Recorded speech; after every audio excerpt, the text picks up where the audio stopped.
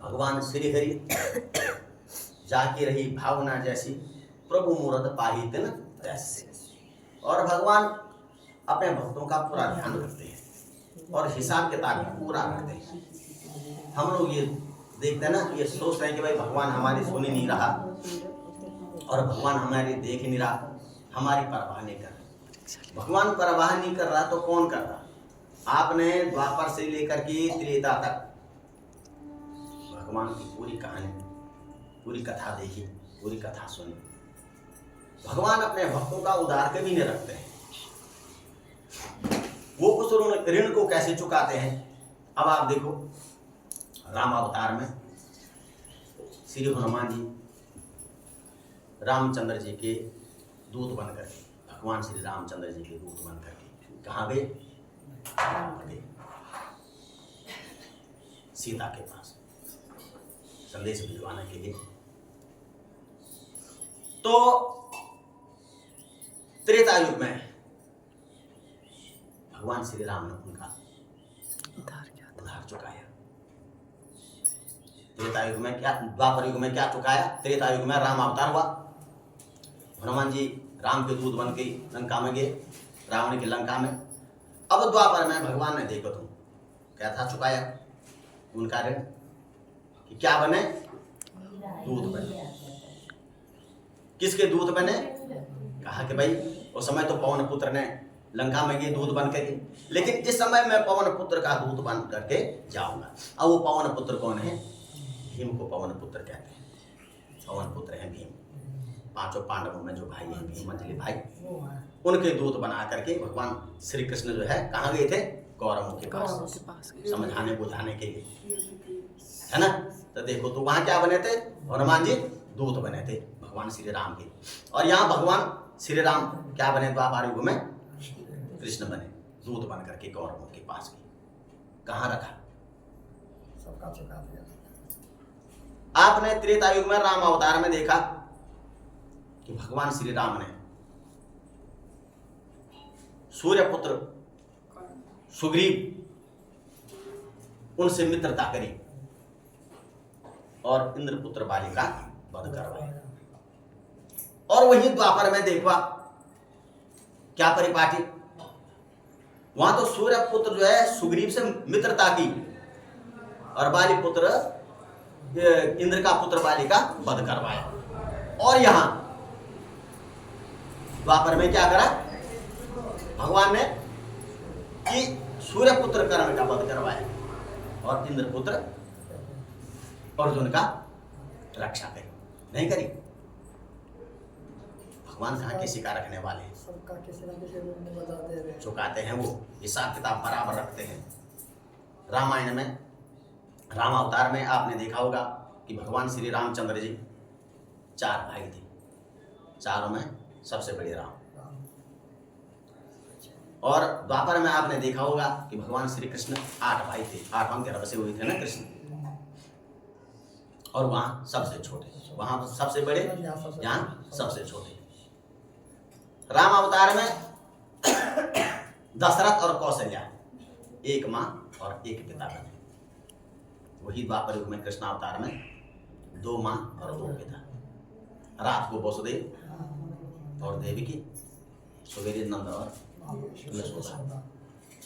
कहाँ हिसाब किताब बोलते हैं? सारा हिसाब किताब भगवान रखते हैं। हिसाब किताब के वो बड़े पक्के हैं। हम कहते हैं ना कि भगवान भूल जाते हैं, भूलते नहीं हैं वो, भूलते तो हम हैं ना, क्योंकि हम क्षण भर में चुटकियों में सारा काम जो है बिना तपस्या के करवाना चाहते हैं। और जो भी काम करते हैं हम या तो लोभ वश करते हैं या तो मोह वश करते हैं। ऐसी भक्ति हम कहाँ करते हैं कि हे प्रभु तू दे ना दे, हम तेरे हैं, तेरे होकर के रहेंगे। हम सांसारिक प्राणी पल भर में बदलते हैं, हम नहीं रखते हिसाब किताब। भगवान पूरा और पक्का हिसाब किताब रखता है कि कब किसका उद्धार करना है और कब किसका साथ देना है। तो ये कह रहे हैं कि आप तो संसार का हित करने वाले हैं। नारद जी बोले कि हे राजन, तुम व्रतों में अति उत्तम तथा गुप्त व्रत को सुनो, जो कि धन पुत्र की वृद्धि करता है। महाविद्या, महामाया, महामेधा, महास्मृति, महामोहा, भगवती महादेवी माहेश्वरी सब देवों की होई है। और उनका व्रत बड़ा पुण्यदायक तथा सबके लिए हितकर है। पृथु ने कहा कि हे नारद, अहोई नामक देवी का जन्म कहाँ हुआ तथा उनका व्रत किस प्रकार, किस तिथि को और किस विधि को करना चाहिए, वह मुझसे कहें। तो नारद बोले कि हे राजन, पहले कलयुग में अकाल मृत्यु से ग्रसित होकर के मनुष्य, पशु तथा पक्षी भारी विनाश को प्राप्त हुए। और हे राजन, उस समय सभी जनपद समाप्त हो गए। पहले नहीं होती थी, बड़ी बड़ी बीमारियां होती थी, हैजा, कोलरा इत्यादि, तो गांव के गांव साफ हो जाते थे। सारे जनपद समाप्त हो गए तथा केवल बीज मात्र प्राणी ही शेष रह गए। तो तब सब लोगों ने एकत्र होकर के वेदज्ञ ब्राह्मणों से इस प्रकार पूछा कि हे ब्राह्मणों, हमें क्या करना चाहिए। उस समय वेदज्ञ ब्राह्मणों ने बारंबार शास्त्रों को देख करके अकाल मृत्यु को शांत करने के लिए अहोई नामक महादेवी की आराधना करने का उपदेश दिया। और तदुपरांत कार्तिक मास के कृष्ण पक्ष की सप्तमी के दिन ध्यान तत्पर होकर के जब सब लोग व्रत नियम का पालन करते हुए सायंकाल के समय बैठे हुए थे, तो उसी समय एक धीवर की स्त्री वहां आई और ब्राह्मणों को देख करके पूछने लगी कि तुम लोग किस उद्देश्य से यह व्रत कर रहे हैं। भाई तुम लोग कुछ कर रहे हैं, पर ये व्रत जो कर रहे हैं वो किस लिए कर रहे हैं, हमें बताओ। तब उन श्रेष्ठ मुनियों ने कहा, यह व्रत अकाल मृत्यु को दूर करने वाला है। यह सुन करके वह स्त्री भी वहां बैठ गई। और तब सभी मनुष्य ब्राह्मण तथा धीवर की पुत्री अहोई देवी की आराधना करने लगे। उसी समय उन्हें देवी के साक्षात दर्शन प्राप्त हुए और वह देवी चामुंडा, यानी हाथ में मुंड लिए हुई, कराल कृष्ण वाली हुई कालिका अहोई देवी के रूप में दिखाई दी। एक दिन में ही प्रसन्न हो जाने के कारण उन देवी का नाम अहोई रखा गया था। उन देवी ने वहां बैठे हुए ब्राह्मणों को देख करके कहा कि मैं रुद्र गणों के साथ मृत और काल को लेकर के विहार के लिए निकली। तो मैंने देखा कि संसार में पाप बहुत बढ़ गया है। यदा हि धयानि धर्मस्य ग्लानिर्भवति भारत व्युत्थानम् अधर्मस्य तदात्मानं निश्चयाम्यहम्। भगवान श्री कृष्ण कहते हैं कि जब जब पृथ्वी पर भार ज्यादा बढ़ जाता है, पाप ज्यादा बढ़ जाते हैं, तब तक मैं अवतार लेता हूँ, किसी न किसी रूप में अवतार लेते हैं। तो वही देवी भी ये कह रही है कि यहाँ भार बहुत ज्यादा बढ़ गया था, पाप ज्यादा बढ़ गया था, इसलिए मैंने अवतार लिया।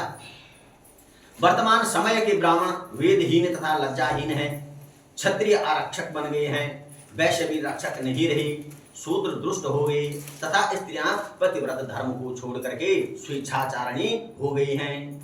पाप की अपूर्व तथा भयानक स्थिति, अधर्म, अयज्ञ, होम तथा निर्लज्जता को दिखती हुई मैं यहाँ पर जब आई तो कार्तिक मास के कोटि कोटि पुण्य फल देने वाले व्रत को देखा। हे ब्राह्मणों, सप्तमी तिथि को पूजन करते हुए देखकर मैं तुम लोगों पर बहुत प्रसन्न हुई, अतः कोई वर मांग लो।